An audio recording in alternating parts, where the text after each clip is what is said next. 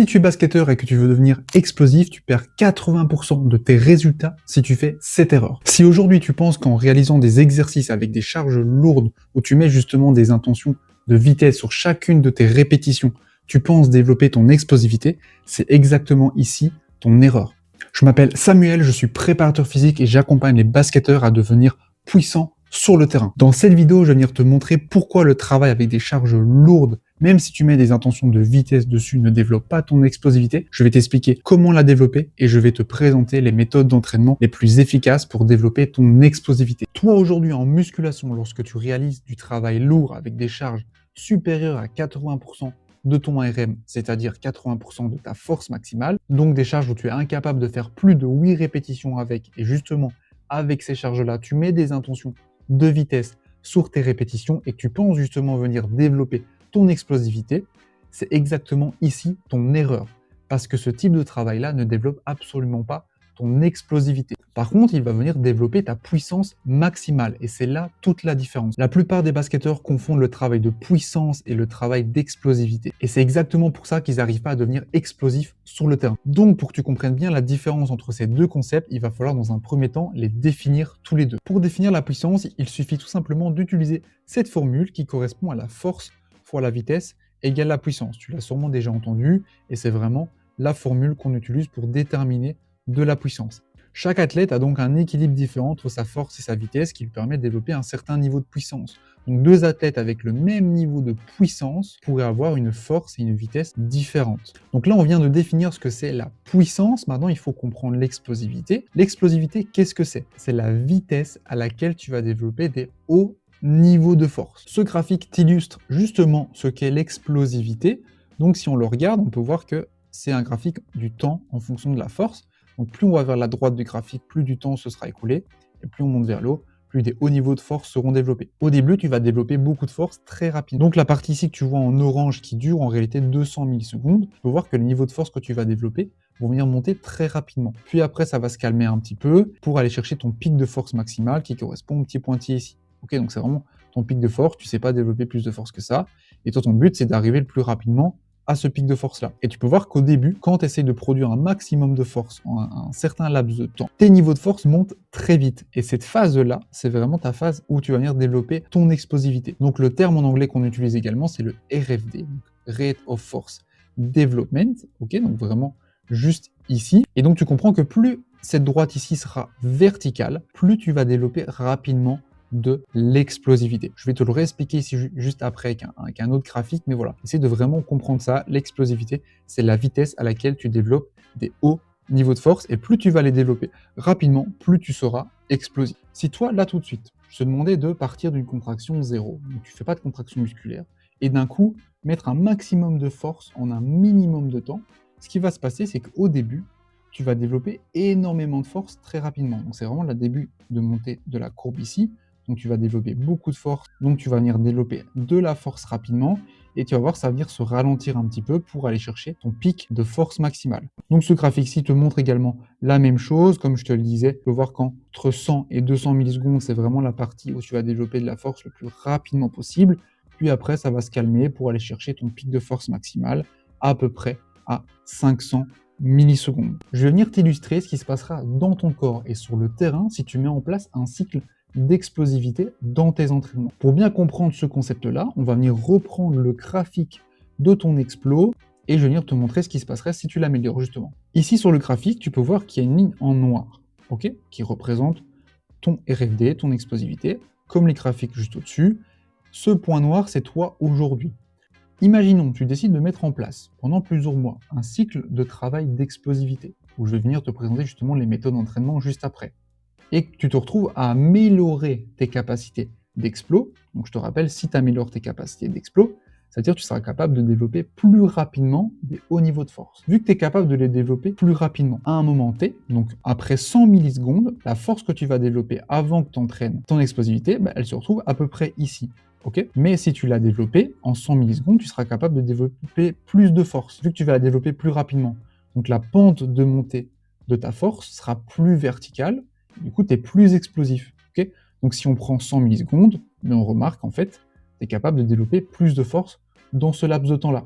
Okay, Et si on revient à notre formule de la puissance de tout à l'heure, force fois vitesse égale puissance. Si tu es capable de développer plus de force, tu es capable de développer plus de puissance. Okay, donc dans un même laps de temps, tu seras capable de développer plus de puissance.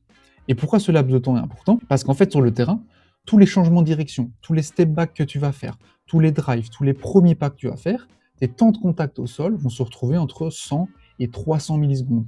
Donc sur le terrain, il est fondamental que tu sois capable de développer de la force rapidement et être explosif. Ça, je pense que tu le sais très bien en tant que basketteur, que c'est fondamental d'être explosif sur le terrain pour faire la différence. Et comme tu peux le voir ici, je te l'ai mis en grand, plus de force au même instant si tu développes un cycle de travail autour de ton explosivité. Donc maintenant, la question que tu demandes, c'est comment est-ce que je peux justement venir développer ces qualités-là. Donc tout ce concept que je viens de te présenter, c'est quelque chose que je mets en place avec les basketteurs que j'accompagne. Donc on met en place des tests physiques pour savoir s'ils ont besoin ou pas de développer leur explosivité. Et justement, il y a un athlète ici que j'ai accompagné assez récemment où on s'est rendu compte ensemble qu'il était capable de développer des niveaux de force maximale très élevés. Donc, sa droite qui était ici était très élevée, mais en fait, la vitesse à laquelle il développait de la force était très faible et très lente. Donc en fait, ça faisait des années qu'il développait sa force maximale sans aucun gain sur le terrain, sans aucune amélioration de sa puissance sur le terrain,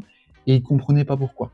Il m'appelait, on a décidé de travailler ensemble, on a mis ensemble du travail d'explosivité parce que c'était exactement ce qu'il avait besoin. Et c'est enfin grâce à ce type de travail-là qu'il est devenu puissant et explosif sur le terrain parce que le travail qu'on a mis en place lui a appris à développer des niveaux de force élevés rapidement sur le terrain. Et pour savoir tout ça, il faut que tu mettes en place des tests physiques pour savoir exactement ce que ton corps a besoin de travailler. Et si toi aujourd'hui tu veux déterminer ton profil athlétique, je t'invite à m'envoyer le mot bilan en DM sur Instagram. Une méthode qui marche très bien pour venir développer ton explo, c'est la pliométrie. Je suis sûr que tu en as déjà entendu parler. Et par rapport à tout ce qu'on vient d'expliquer juste avant, c'est comme ça également que tu comprends l'intérêt d'avoir des temps de contact très courts au sol quand tu fais de la pliométrie. Pourquoi? Parce que le fait d'avoir des temps de contact le plus court possible au sol, ou que tu te forces également à sauter le plus haut possible, ça va te forcer en fait à développer un maximum de force en un minimum de temps. Parce que quand tu fais des temps de contact le plus court possible, peut-être que tu vas te retrouver entre 150, 250 millisecondes. Et du coup, si tu te forces à sauter le plus haut possible, ça va t'apprendre à justement développer un maximum de force en un minimum de temps.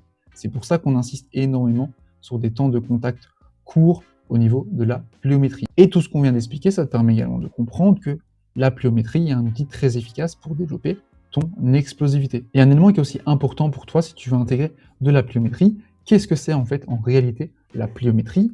C'est tous les sauts que tu vas retrouver avec des temps de contact au sol, ok, où tu vas avoir une phase d'étirement très rapide de ton muscle enchaînée avec une phase de contraction très rapide, ok.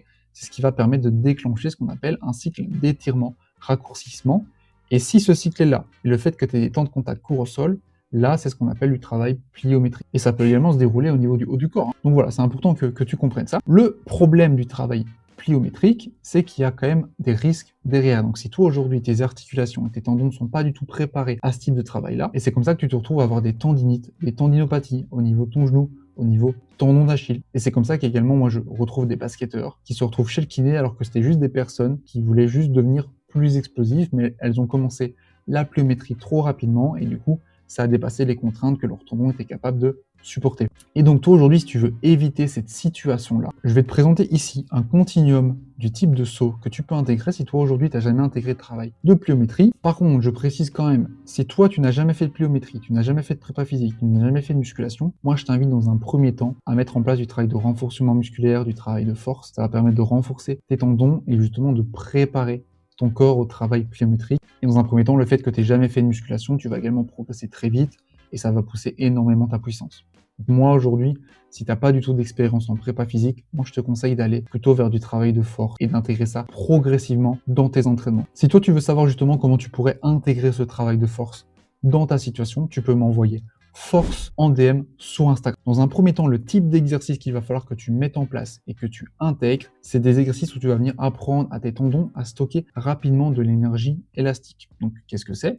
Ça va être tous des exercices où tu vas te retrouver à descendre très rapidement, donc faire une situation où tu vas venir étirer ton muscle très rapidement et bloquer la contraction en statique pendant une seconde. Donc ça pourrait être par exemple te retrouver en squat et descendre très rapidement, bloquer la position en bas. Ça pourrait être un depth jump, où tu vas venir sauter d'une certaine hauteur sur un step ou un box, venir amortir le sol, te laisser descendre très rapidement vers le sol, puis bloquer une seconde. Mais ce type de travail-là va vraiment préparer tes tendons à cette phase d'étirement assez rapide. Une fois que tu as intégré ça, tu peux passer sur des sauts à deux jambes qui sont pas encore en réalité du travail pliométrique. Pourquoi? Parce que tu vas pas avoir des temps de contact au sol. Donc tes pieds vont rester ancrés dans le sol et tu vas juste venir enchaîner des cycles d'étirement rapides suivis de contractions également rapides. Donc quel type d'exercice? Ça pourrait être ce qu'on appelle des contre-mouvements de jump où tu vas démarrer debout et tu vas venir descendre très rapidement vers le bas pour venir exploser vers le haut. Ça peut être un box jump par exemple.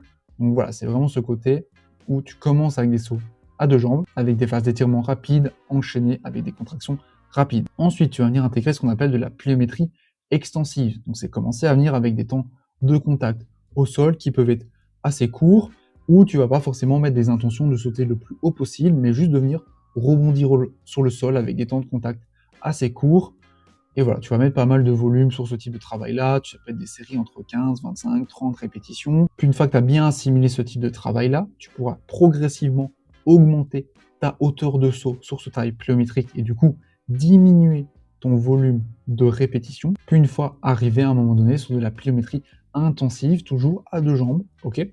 Et après, l'étape suivante, ça va être de suivre le même processus, mais tu vas faire du travail où tu vas intégrer du travail à une jambe. Donc même chose, réapprendre à stocker de l'énergie élastique avec une jambe, puis petit à petit resuivre le continuum. Moi, si je peux également te donner un conseil quand tu as fini le cycle avec tes deux jambes, c'est d'intégrer du travail à une jambe, mais pas 100% de ton poids de corps sur une jambe. Donc ça pourrait être par exemple des sauts en Bulgarian split squat, tu vois, comme ça tu n'as pas 100% de ton poids de corps sur une jambe, c'est réparti un peu plus sur une jambe que l'autre, et voilà, c'est bien pour ne pas passer trop vite à appui de jambe, d'un coup une jambe, et tu peux progresser à ce niveau-là comme ça également.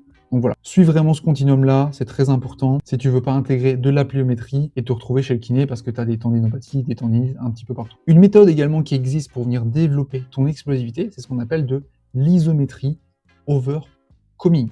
Ok? L'isométrie, qu'est-ce que c'est? C'est juste des contractions musculaires statiques, donc sans mouvement. Overcoming, ça veut dire quoi? Ça veut dire que tu vas venir pousser contre une charge. Donc c'est toi qui vas déterminer la force que tu vas mettre. Et donc comment ce type de travail-là nous permettra de développer ton explos?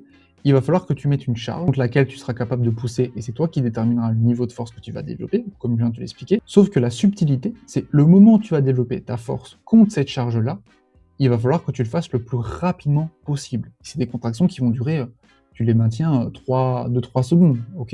Le but, c'est pas de les maintenir le plus longtemps possible. Le but, c'est vraiment le début de la phase de contraction, donc les 200 premières millisecondes, où le but c'est de contracter le plus rapidement possible la force. Donc je vais venir te présenter différents exercices sur lesquels tu peux intégrer de l'isométrie overcoming. Donc il y a par exemple du squat iso contre barre fixé. Donc ce que tu peux faire, c'est mettre les barres de protection quand tu fais ton back squat, tu les mets dans l'autre sens, comme ça te permet de venir en back squat et de venir pousser contre ces deux barres là. Ok? Donc tu te mets dans cette position là, avec la barre collée aux deux barres de protection, et d'un coup, tu vas mettre un maximum de force le plus rapidement possible.